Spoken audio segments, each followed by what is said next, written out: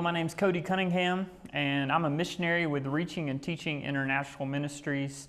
I serve here in Kenya. More specifically, I have come to do theological training in the country. So I teach at a local university and help train pastors around the country. And I'm so excited to just come today and to share a little bit of God's Word. And more specifically, we want to talk about bad practices in missions. While there's a lot we could cover, there's a lot we could focus on, really we only have 30 to 35 minutes, so I'm going to give you 6 practices or trends that we see in missions that should give us concern and ways that we can fix this. So we're going to cover a few different topics, but a lot of these practices will really focus on strategies associated with church planting movements, or as you'll hear me say, CPMs. Now first, let me begin by saying we should evaluate every single strategy, church planting, missionary, or otherwise, according to the Word of God. And that's what we're going to do. Too often, the controlling principle in missions is pragmatism, or just practically what works, what gives results. And that leads us, or can lead us, into significant error. So, as I mentioned, 6 practices that we really need to focus on and fix if we're going to allow the Bible to guide our missional strategies. First, sending unqualified workers. Sending unqualified workers. Many of you watching this are probably leaders within your local church, and you have likely interacted with men or women in your church who have a desire to take the gospel to the nations. They've come to you and said, I feel like the Lord is calling me to the nations, and that's good. And we want to foster that type of desire for the nations within our local churches. However, we don't want to naively send every willing body. That's not what the scriptures call us to. And particularly within missions, people put a huge emphasis on an internal desire that's brought by the Spirit. And we shouldn't downplay desire, but a holy desire to take the gospel to the nations, while it's good and necessary, it's not the only requirement for potential missionaries. Rather, as church leaders and within our churches, we must be patient and wise in evaluating potential missionaries.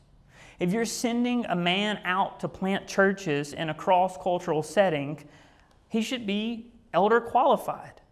Now, that's not to say that he must be serving as an elder within your local church. However, if you think that he's not qualified to serve within your church, whether due to character or gifting or something along those lines, you should not send him to go elder and pastor and plant a church in another setting. Likewise, if you're sending another individual to lead some other type of ministry or serve in another way, but you wouldn't allow that person to lead or serve within your local church, you're doing it wrong. Right? We need to practice maybe what we could call the golden rule of sending, or the golden rule of missions. Send unto others as you would have them send to you. If you're considering missions, you also need to allow your local church to assess and affirm your calling.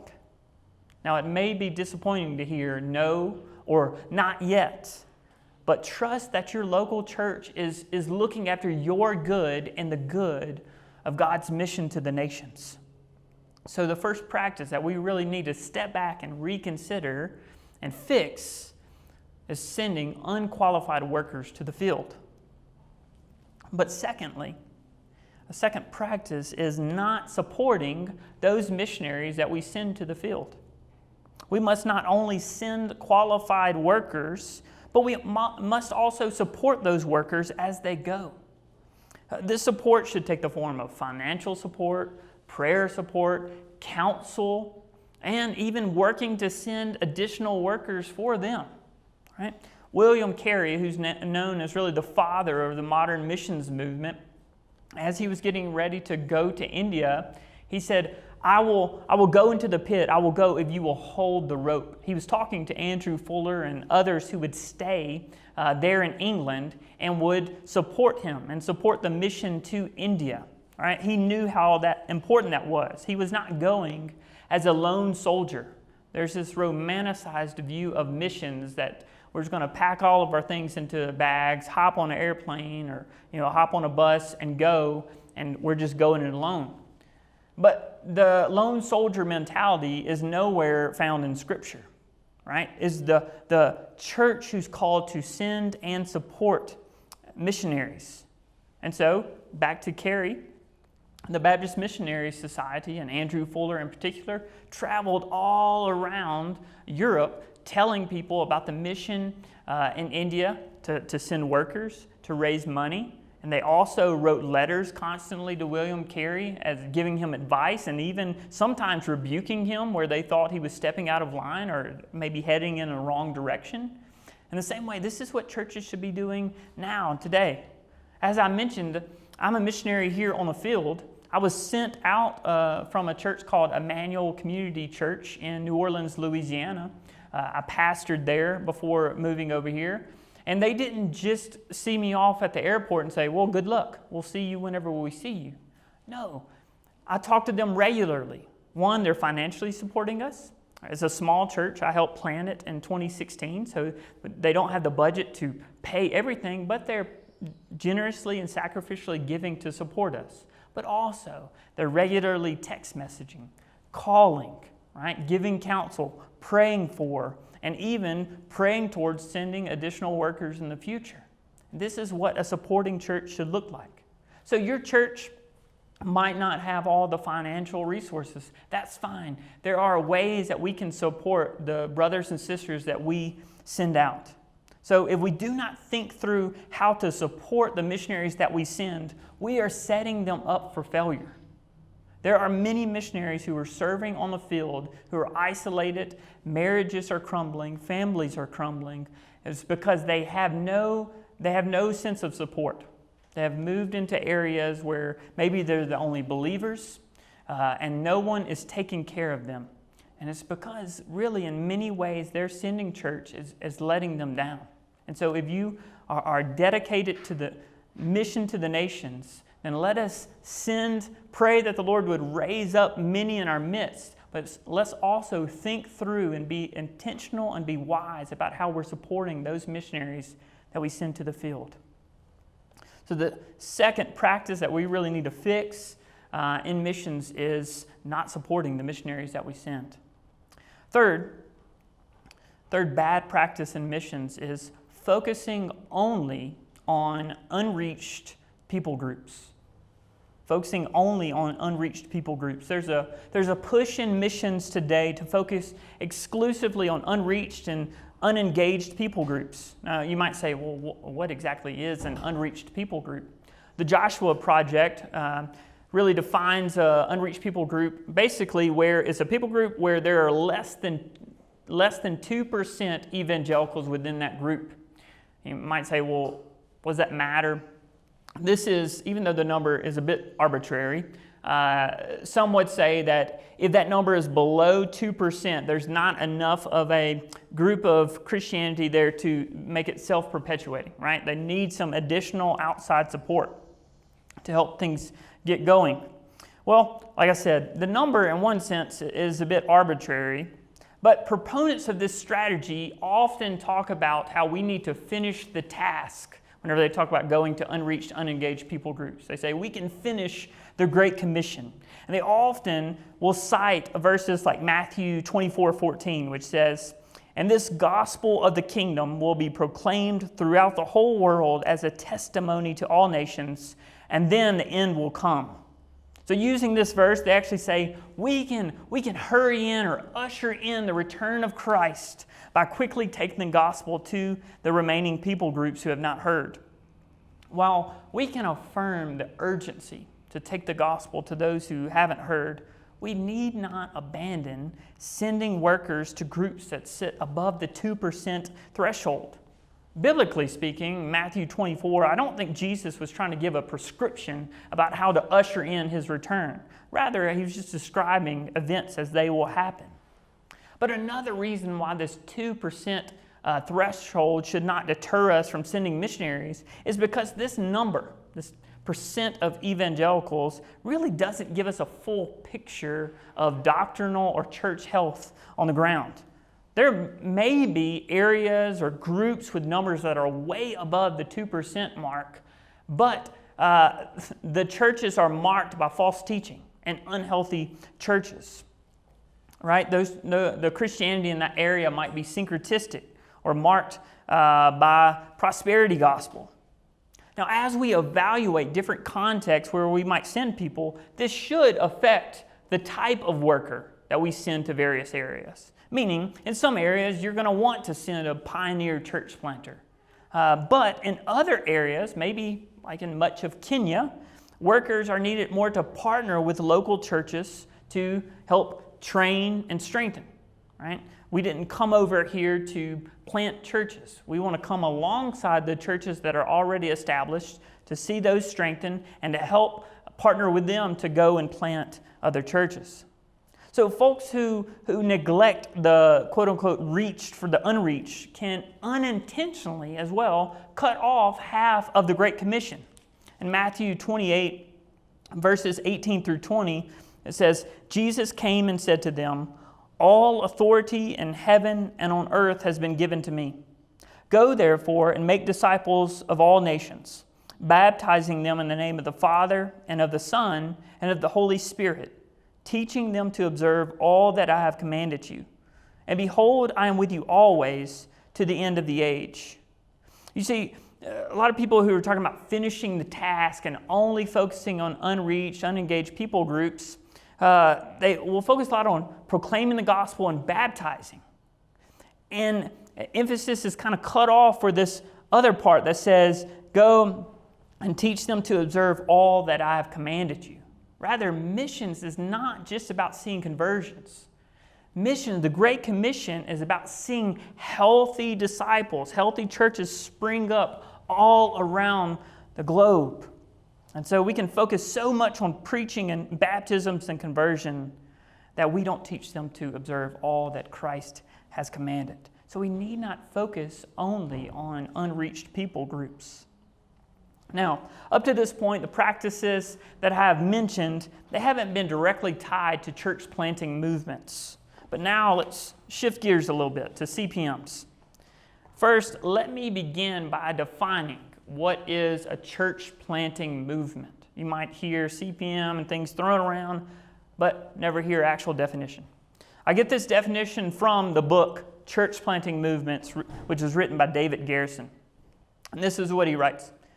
A church planting movement is a rapid multiplication of indigenous churches planting churches that sweeps through a people group or population segment. So as we move into this discussion, let me highlight one aspect of the definition that causes many, including myself, to have grave concern. It's rapid multiplication. Rapid multiplication. It was in the very definition here. It's in the core DNA of what a CPM is. Now, the Lord in His kindness may quickly allow a missionary to get established, to see a great harvest, and to see a healthy church spring up just like that. And that would be glorious and great. However, whenever we try to manufacture a rush in establishing churches and installing leaders, we are making those very gatherings, those congregations, ripe for false teaching. Right? So as we think about CPM, a lot of the practices that I'm going to discuss, we have 3 left, really flow out of this idea of rapid, of wanting to rush things. So the fourth bad practice in missions is neglecting patient, robust theological training for leaders. Neglecting patient, robust theological training for leaders. With the core principles of rapid multiplication comes the result of inexperienced, unqualified leadership. Now, first, let me clear up a misconception. I am not saying that church leaders must have a formal degree from a theological institution. I know many faithful, gifted, godly pastors who have never gone to seminary, never gone to Bible college. Degrees don't make pastors. Local churches are the ones who equip, assess, and affirm pastors. However, the scriptures do give these churches instructions about pastoral qualifications, right? 1 Timothy 3, verses 1 through 7, I won't read it just for time's sake, but these verses really explain the character and skill qualifications the elders must possess. And one of the qualifications says that an elder or overseer must not be a recent convert, or he may become puffed up with conceit and fall into the condemnation of the devil.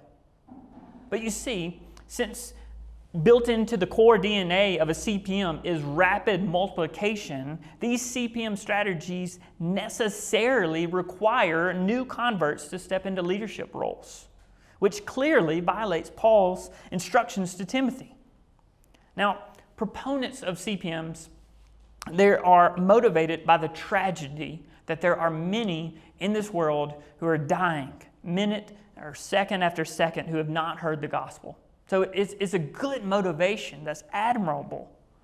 But we must not forget that the Lord loves the nations more than we do, and He is far wiser than we are. We must trust His revealed will as we develop our missionary strategies. You see, we see Jesus spending 3 years with His apostles, right? We see Paul spending a lot of time with Timothy and then sending Timothy and sending Titus to various locations to lead patiently and to set the churches on solid ground. This training and these plants, they took time. They took patience. They weren't rapid multiplication. All right? Now, this is not to say that proponents of CPM refuse to train leaders. They focus on what they call obedience-based training. However, we must not neglect robust, deep theological training. You see, local shepherds are called to teach God's Word, which means they must be equipped to properly interpret and communicate the Scriptures. But in addition, shepherds are called to protect the flock by combating theological wolves. And this requires in-depth and theological training. Consider the false teachings that Paul is addressing in some of his epistles. We see examples of syncretism, we see Gnosticism, we see legalism, right? These were really complicated issues, what they were dealing with, and Satan desires to twist God's Word to deceive congregations and lead them astray. And so this will require taking time and seeing that people are truly grounded within the Scriptures. But think about this as well. If we are not spending time, really like long time, patiently evaluating potential leaders, training them up, raising them up, and then after time, releasing them, think about the responsibility that these pastors will have if they're not truly prepared. Hebrews 13:17 says, "Obey your leaders and submit to them, for they are keeping watch over your souls as those who will have to give an account." Whenever I pastored in the United States, this passage really just it weighed on me. The very fact that one day I will stand before King Jesus and give an account of the way that I shepherded the church there in New Orleans. What are we doing to young leaders who are not truly equipped, who are not truly qualified, by sending them out, by putting them in a leadership position whenever they're not ready, and yet one day they're going to stand before Jesus and have to give an account for the way that they shepherded, they led, they protected? We need to be careful in those that we are giving this weighty responsibility to. So we don't want to neglect patient, robust theological training. But a fifth practice, bad practice within missions that's really tied to CPM, is cultivating sloppy ecclesiology. Ecclesiology is simply doctrine of the church. So being kind of fuzzy on what is a biblical doctrine of the church. If you look through a lot of the CPM literature, it shows a lack of clarity about what defines a local church. David Garrison, who wrote the book on church planting movements, he'll look and identify certain characteristics that are found in churches involved in CPMs, such as observing baptism, the Lord's Supper, gathering regularly, being dedicated to discipleship and worship. However, he's just really being descriptive in these, not necessarily prescriptive, and this is what should happen. Again, I'm painting in general principles. I know there might be somebody watching this saying, well, I like CPM stuff, and I really try to evaluate the Bible and what it says about the church. And so I don't want to say every single person doing church planting movement strategies is wicked or anything like that. Rather, I'm just trying to point out general trends whenever you look at the landscape of CPM, is that there is a fuzziness, not a lack of clarity in what defines or what should define a local church. So Garrison will pull from examples that he sees around the world, and he celebrates a church who has blended the communist idea of a central committee and the structure of Acts chapter 6 to develop this 7-person central committee as the pastoral leadership team. Or in the next sentence, he'll celebrate a Muslim congregation, or in a Muslim context, I should say, who gathers around their leader and calls him their imam, right? We can affirm that churches will take different forms according to the culture. But we must also affirm that the Bible does give us strict instructions about how we should structure our churches. What are the practices we should do? What's a clear dividing line between the church and the world whenever it comes to membership, right? But whenever you read through a lot of the CPM literature, it's just a lot of fuzziness, a lot of descriptions, and a lack of prescription. And so it cultivates sloppy ecclesiology. If we are going to be missionaries, or we're going to equip people to be missionaries, then we need to equip them to understand what God's Word says about the local church. Whenever I was raising up leaders back in New Orleans and we were getting ready to send people out as church planters, as missionaries, we would spend a whole semester talking about what is the doctrine of the church and get them to read good resources, to get them to consider, what is core DNA of a local church, and to sharpen their thinking. That way they can take what the Bible says about local churches, and whenever they get in their context, they can see what are the principles that translate into this new context. So we want to be those who, since we're a people of the Word, we want to have biblical ecclesiology, biblical doctrine of the church. Lastly, 6th practice of missions that we should be concerned about and seek to remedy is viewing church planting success as a recipe or a magic formula. CPM authors often will say, listen, what we're describing here is simply that. It's descriptive, right? However, at the very beginning, they'll always say it's descriptive. But then the rest of the tone of the work is prescription. You should do these things. If you do these things, you will start a church planting movement. And this puts an unhealthy burden on church planters, and it undermines God's sovereignty in the process. Simply put, we go out, we pray that the Lord of the harvest would establish a flourishing, healthy local church, but there is no recipe that will guarantee numerical success.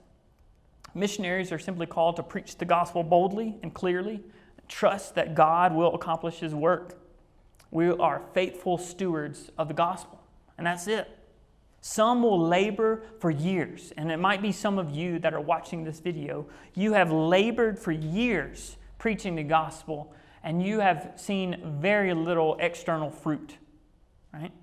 Now, we should examine our methods and see, is there something that I'm doing that is putting an unnecessary obstacle in front of people, right? Whether it's something, the way we're teaching that's very confusing, or maybe it's just simply personality that is something abrasive and it's really not connecting and loving those around you.